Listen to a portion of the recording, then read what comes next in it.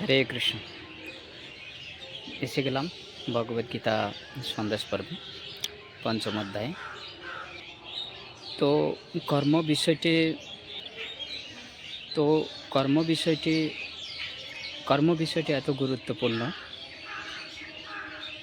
তো ভগবান শ্রীকৃষ্ণ অর্জুনকে কর্ম বিষয়ে বলছেন, তারও সুস্পষ্ট করার জন্য কৃষ্ণের কাছে অর্জুন প্রার্থনা করছেন।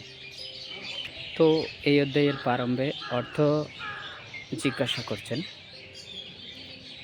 তো এই অধ্যায়ে অর্জুন কৃষ্ণকে প্রশ্ন করছেন যে কর্ম ত্যাগ এবং কর্মযোগ এর মধ্যে কোনটা মুক্তিদায়ক, অর্জুন জিজ্ঞাসা করছেন। তো ভগবান কৃষ্ণ বলছেন দুটোই একই রাস্তা, কিন্তু বিভিন্ন স্তরের কথা বলা হচ্ছে এখানে।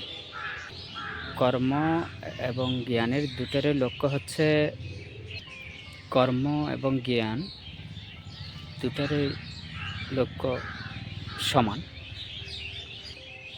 তো এই অধ্যায়ে কর্ম এবং জ্ঞানের দ্বারা ইন্দ্রিয়গুলোকে কীভাবে কর্মে যুক্ত করবেন তা এই অধ্যায়ে বর্ণনা। মনকে কীভাবে সংযত করে ইন্দ্রিয়গুলোকে কীভাবে ব্যবহার করবে এই অধ্যায়ে তা বর্ণনা করা হয়েছে।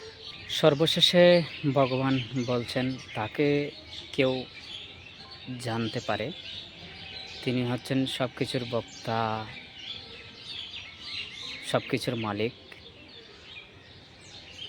তিনি তখন শান্তি পাবেন। এই অধ্যায়ে অর্জুনকে ভগবান এই উপদেশ প্রদান করছেন।